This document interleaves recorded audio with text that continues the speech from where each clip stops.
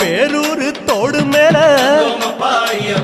பொறி போட்டு பூச பண்ணி கோட்டப்படி அத நெருங்கி இலை எடுத்து பூச பண்ணி காந்தமல ஜோதியானவா எங்க காவலாக வந்து சேரப்பா.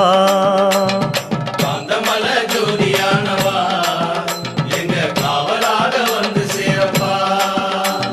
சன்னதியில் கட்டுங்கட்டி சபரிமலை காடு தேடி